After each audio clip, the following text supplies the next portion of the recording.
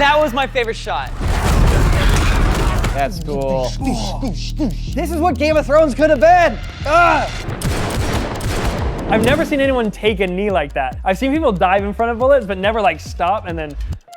Hey, welcome back to Visual Effects Artists React. Why is Wren covered in blood? You'll find out in this episode. Let's roll the clip. Oh my God! I kind of feel like we should just start with Last of Us. Ooh. Last of Us Season 2, Episode 2. Niko, you haven't seen this, have you? You got innocent eyes. Fresh. Fresh Moist eyes. eyeballs. I had the palpable feeling the whole time watching it of, I cannot wait to talk about this on React. Now, don't worry about spoilers. We're not gonna spoil anything that happens in the episode, so you don't need to worry about that. Yeah, let's take a look. Let's take a look.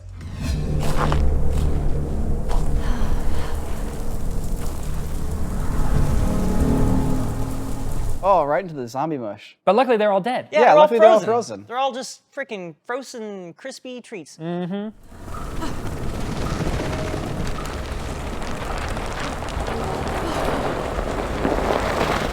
That's cool. So yeah, they're doing like the sand liquefaction effect from Dune, but with Liquefaction.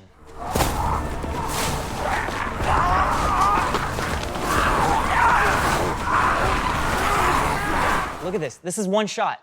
wow. This is one shot. And they're still coming out! That's a really cool scene. That was my favorite shot. That's some nice looking CG snow. It is, isn't it? Right?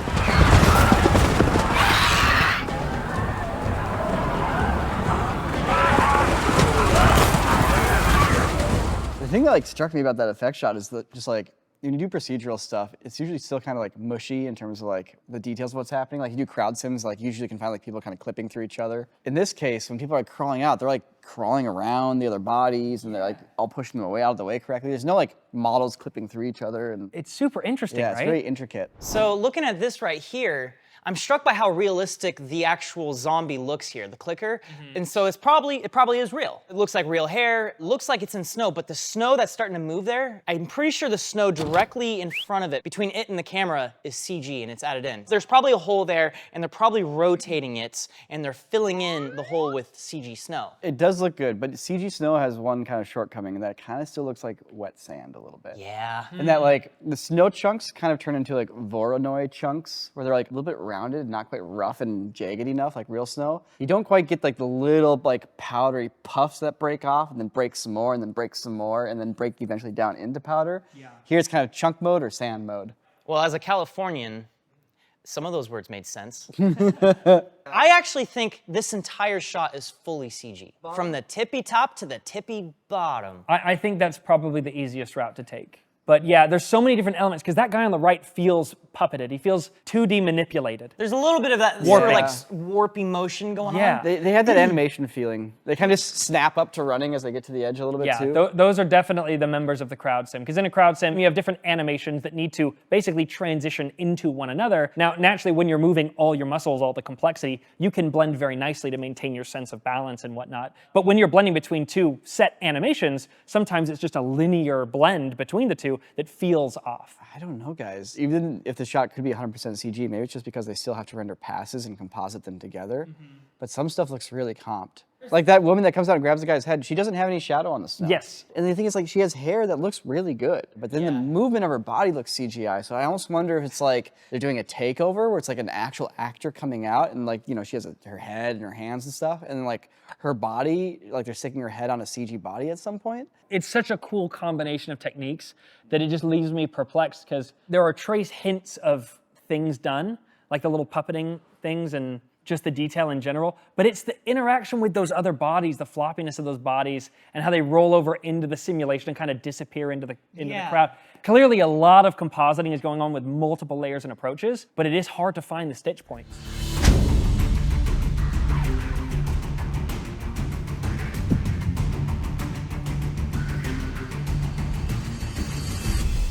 I'm going on a cross-country trip to get revenge, but before I go, I need to make sure that I have all of my supplies.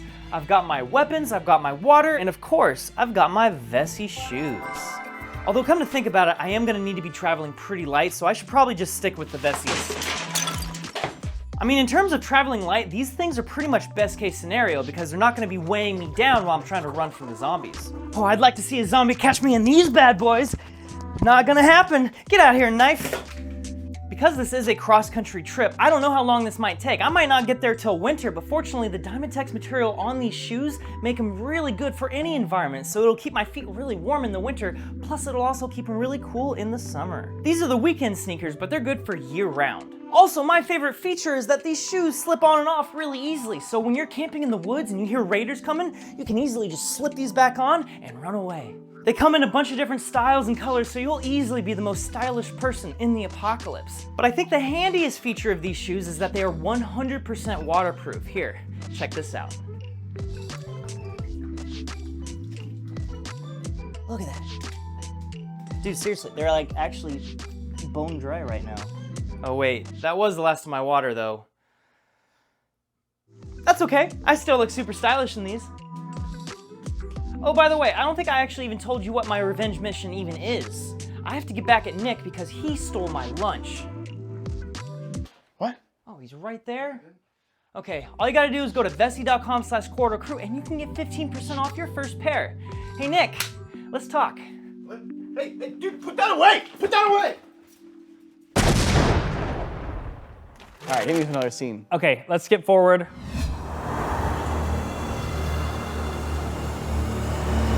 So this poor guy, he's had a pretty boring life to this point, and this is just the day.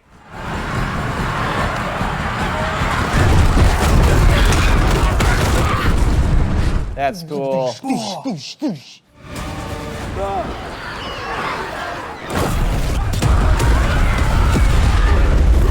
This is what Game of Thrones could have been. Why? And you can see this battle. Yeah, you can see it. You can see the geography. Like somebody sat down and planned it and like made sure it made tactical sense. Their muzzle flashes are exposed correctly for the daytime. And barrels don't explode when you shoot them. Mwah! Even though they do in the game, they don't in the show, and I welcome it. The explosion almost looks like a practical element that was comped in. Yeah. Like that looks like a real gas explosion, and it's a gas explosion, so you can use that element as opposed to being like, it's a gas explosion that we're trying to make look like a grenade explosion. Yeah. And then you start introducing explosions This and is fire. crazy. Now everyone's on fire! Yeah, this is amazing. Crowd sims running through fire sims, awesome. igniting. Because that's the thing is, how many people can you legally ignite on a set at once? Not enough. Not enough. Well, the problem is you have to like for every person you ignite, you need like 5 people on them with fire extinguishers. There's so much computation going on in this one. Like every frame, all that smoke sim, all that fire sim, all that crowd sim, all that cloth sim. There's so much going on. We will likely look at Last of Us 2 again at some point further on once there's additional material that's been released, breakdowns that have been released. Because right now, this is all just us enjoying what we've seen so far. But I'm very curious to see how they did this, and we won't know until they release that stuff. But while speaking of not knowing how something is done, I would like to bring one of the most iconic oners in cinema history from Soy Cuba, 1964.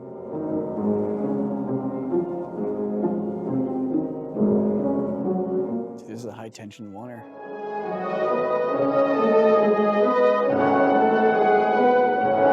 Is it on a crane or is it on a rope? I think I have my guess.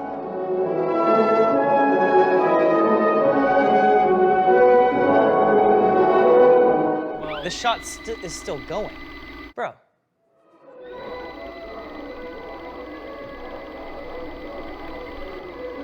And now he's going...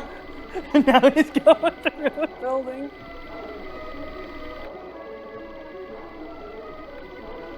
Don't tell me the camera's gonna go back down. Yes! We're going all the way down the street. What a shot. Insane, right? So what makes this shot special is the variety of the type of shots here. You start up with a close-up on this woman here, and suddenly you're elevating upwards to see the whole crowd, and then you're doing another shot going across the alleyway, and then you're going through this intimate shop where they're making cigars, and now you're going back over the whole crowd again. You can't have like a singular rig that can just do that. So my guess is at the top of this shot is that there's a guy holding the camera, moving backwards, and he's on an actual line. And there's someone that's it's pulling him up, and he's just holding the camera as him and the camera are both going up, and he gets up to the top there, and then there's a second dude. And he gets up to the top there, hands the camera off, the other guy takes it, and now he's getting pulled across into the thing. And then once he gets across, they quickly unhook him, and now he's going through the thing, and then they get to the end there, and then they hook him up again to the next line, and then he's off. That's my guess. It sounds pretty accurate. I think you need a human being holding the camera for every single moment of this. But you can, it's really... No, What? no, there's no guy right here. You're right, because it's all crooked. Also, when they put out the flag, and then the camera just goes like right over the top of the flag and keeps going all in one motion. Actually, back it up. You can see the whole rig for the zip line when it first comes into the room. It's really cool, actually. Yes. Look at that. yeah. I was waiting for you to catch it. Yeah. There's actually very little documentation about how this was done. This was done in 1964, okay? Before the days of the gimbal. Dude, before the American Revolution. Dude, they didn't even have airplanes back then. Wait, did they?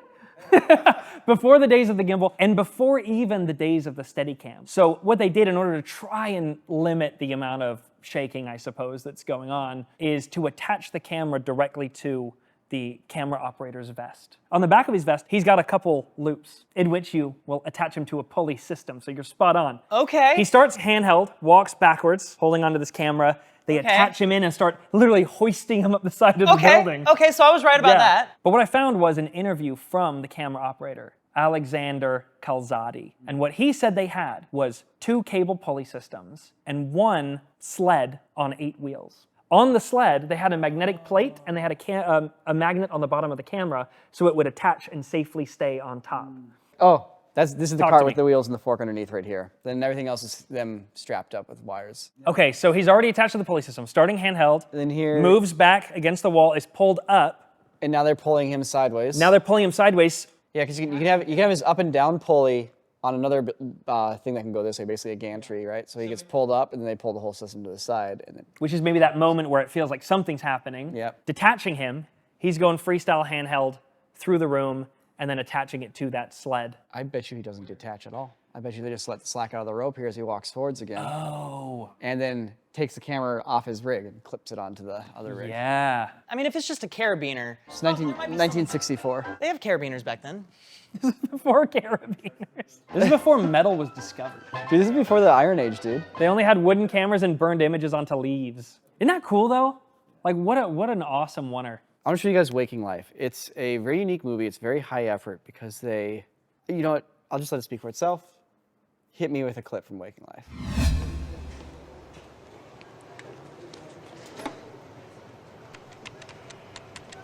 Oh, whoa. Wait, what the? This is rotoscoped footage. No way. I thought maybe I could bum a ride off you or something, but that's cool. I could probably just take a cab, something like that. That's so interesting. It's like you're getting that film look, but it's obviously all just painted. Ahoy there, matey! You in for the long haul?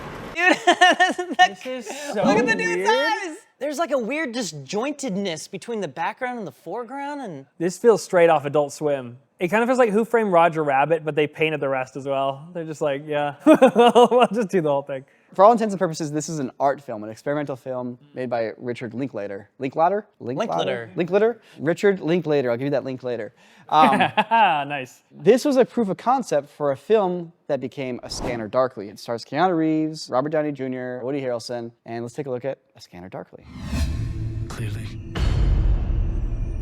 What darkly? okay, so this is like the same sort of thing happening as the previous clip, but this is much higher fidelity. They've definitely dialed in the aesthetic. Do you know what it feels like? It feels like a higher fidelity version of what Joel Haver does. Adventure awaits! Yeah. You know what I mean? Like a manual version of what he does. Yeah. His is like a little automated and procedural. So what you guys are looking at is clearly real footage that's been traced. It's been hand rotoscoped, Yeah. as you would say. Total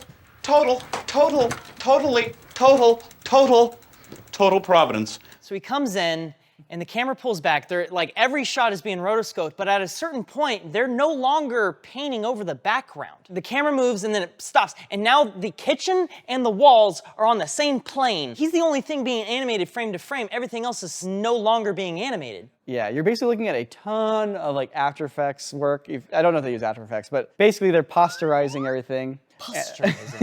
Posterizing. Yeah, they're basically going in and drawing all these shapes with the pen tool inside of like After Effects and moving that shape around, eyedropping it, getting the colors to match, and doing that for all the things that are moving, all stacked on top of each other, basically little digital cutouts. And in the background, they're kind of doing the same thing, but treating it more like you would in animation, where they're trying to find moments where it can just be a still frame that just like moves around. And yeah, it's all being applied on top of real footage. So they shoot the scenes first for real, and then they trace it. What do you guys think of the visual style? What does it do? How's it making you feel? It's confusing me. I can get behind the aesthetic. It's the toon-shaded version of real footage. But the thing that's throwing me is the shortcuts they're taking to make this actually doable and achievable. The actors are still continuing to be filmed on a handheld camera, but the background should also be moving like that, but it's clearly not. So there's like this weird separation going on. I find it incredibly jarring at first. I mean, this is much less jarring than the first one you showed us, because they've definitely refined it. But the more I watch it, the more I like it. But I don't know why. It's reminding me of like a GTA cutscene though, for some reason. Oh, it's the art. It's the art from the loading screens in GTA. That's what it is. That's what it is. Oh, wow. I was like, I've seen this before. So I do have my own personal critique of it. When watching this, I can't help but feel like I'm watching a movie that's kind of shot very generically. It's your classic dialogue angles. It's your classic camera on a tripod. Your classic basic digital video lighting. Like, it just feels like a very straightforward shot movie. And then they rotoscope it, and the rotoscoping's super trippy and looks really crazy. But I just can't help but feel like the cinematography underneath is just so basic, in my opinion. Yeah. It doesn't quite, it feels like they just shot a regular movie and then rotoscoped it. It doesn't quite feel like they went out and shot a crazy, trippy, surreal sci-fi thing. Right. Yeah, that right there, if I squint, it straight just looks like real footage. And if that was real footage, it wouldn't be particularly striking real footage. Like, it's fine, it's professionally shot, but like, it doesn't like hit you with any particular style, does it? It just kind of feels like a TV show. Again, it feels like a GTA cutscene. Yeah. So yeah, it just kind of feels like actors acting, filmed with the camera, edited, and then afterwards like, oh, it's boring, we need to put a filter on it. Which it wasn't the intention. They shot the whole thing with the intention of putting this filter on it, but it just has a little bit of that vibe. Richard Linklater is an amazing director though, and he does such crazy, high-effort experimental films. So it's really cool that a film like this exists and that somebody went out and made it. Yeah, someone has to be willing to experiment. Ladies and gentlemen, we have had countless requests for this scene recently. It's the opening car chase from Havoc.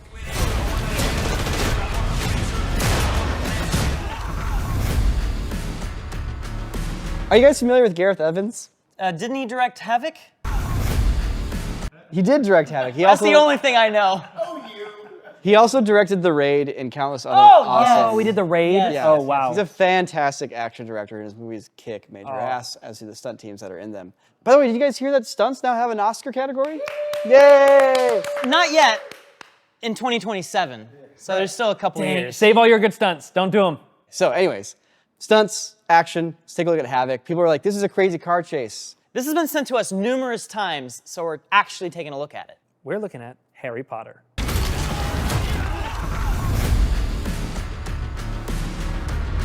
No, that's next week. That's next week. That's next week.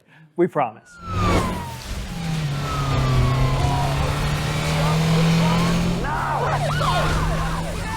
Whoa! Okay. It looks like the majority of what we're seeing is CG. Yeah, it feels Very that good way. CG, but It feels like a video game cinematic. Yeah. I agree.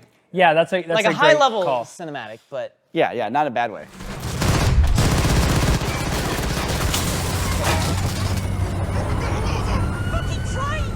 so we're cutting to people who are actually real, like the close-ups and the inside interior of the car. But I have a feeling everything outside of that is placed. Everything else looks very CGI. I think part of that is the camera moves. Yeah.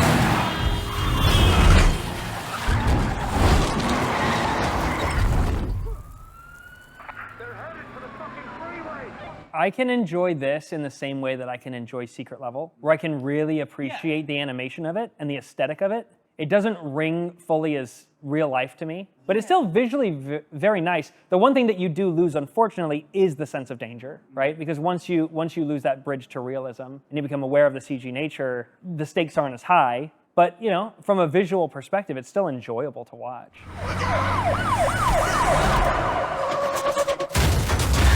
And like that looks awesome. That shot in particular looks really, really nice. Whoa, did you see the high sample Yeah, I motion did. blur? I did. The squiggly motion blur? I did.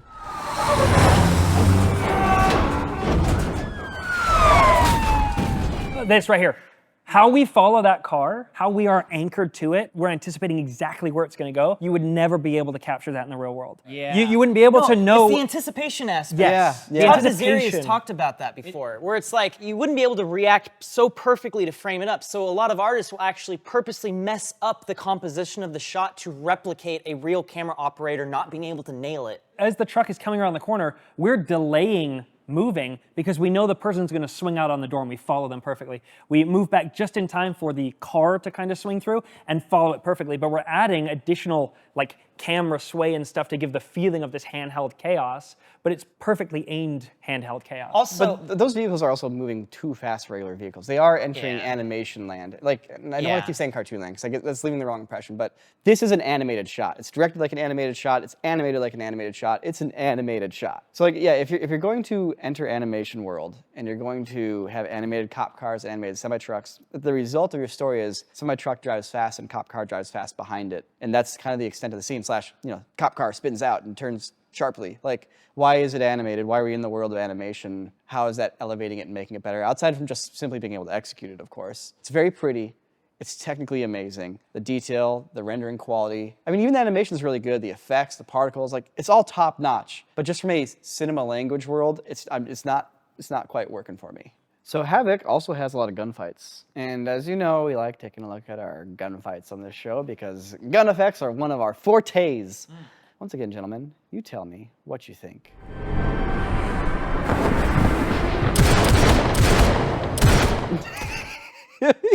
He's like, all right, you can walk over now. He's like, Take a knee. All right, boom, boom, boom.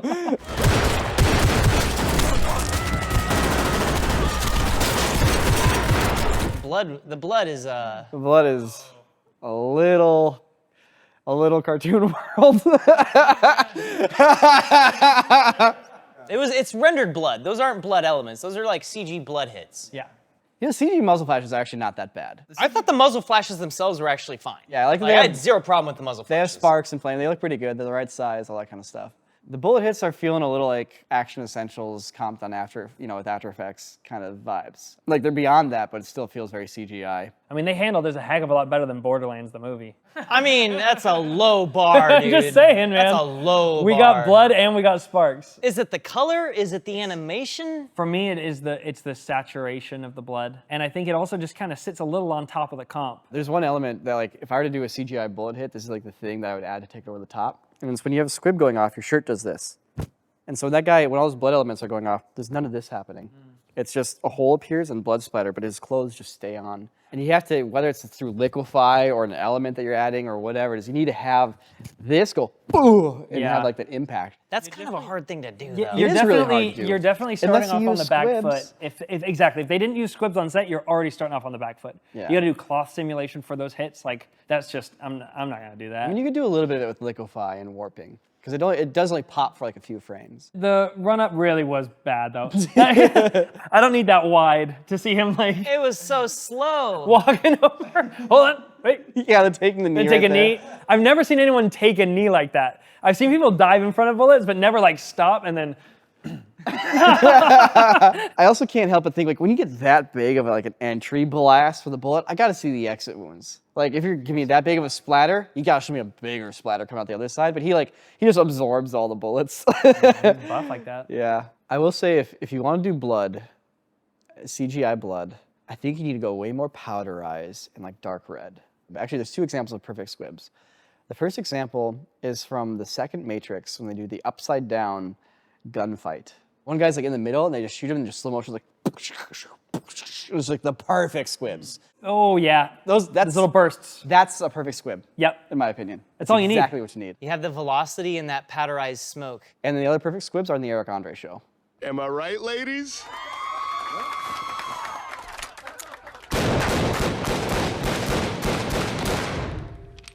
Oh really? Yeah, when Hannibal gets Show shot. me this, yeah. Yeah, they're perfect. Oh, that's awesome. The tough part about compositing blood squibs that you didn't personally shoot specifically for the shot in which you're compositing is that oftentimes they're slow motion and they have lighting baked in sometimes. And so you've now got to fix that lighting and try to speed ramp that blood and add faux motion blur on top of that. that and was it hard. never works. It never looks never good. works. You need to either take your own custom plates for those blood hits or do it in CG yourself and make sure that that motion blur is working properly. See, that was something that like you guys and Freddie really kind of pioneered in the early 2010s, which was the idea of using literally a dust hit tinted red. Wait, did you guys come up with that? I didn't see anyone else doing that before, No way. like Freddie and Corridor. I remember when I learned that. I must have learned it from you guys. I was like, this is so good. It's pretty obvious. It's a pretty obvious move. I'm sure other people came up with it too at the same time. That's cool though. But that was one of our tips that we put out there. That's fun. We recorded our own set of about 8 squibs going off when we made the Modern Warfare series, and those shots of 8 squibs going off made it into like every Freddie W gunfight video and every Corridor gunfight video. And there was one secret weapon when it came to the blood, and I'll go grab it real quick. Oh, you have it just on hand? I do. Just a real gun. He just Here it is. mustard. Chalk dust. It's red chalk dust that you use with the string to snap it onto something to put lines down, architecture style. So Wait you a get minute. Shot. Wait, here, watch this. Ready? Oh gosh, that was a lot. Uh-oh. Shoot me from behind and be like, here, I'll do it behind the couch. Probably couldn't see it.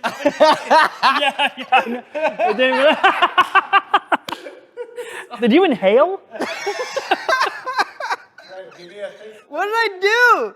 Wait, what did I do? It's all over me. I think I blew here and it went back. Is it on my face? It's all over your chin It's and literally neck under your and neck. shirt. How did that happen? Look how good the color is. Look how perfect the color is, Jordan. It looks like he's all sprayed with blood.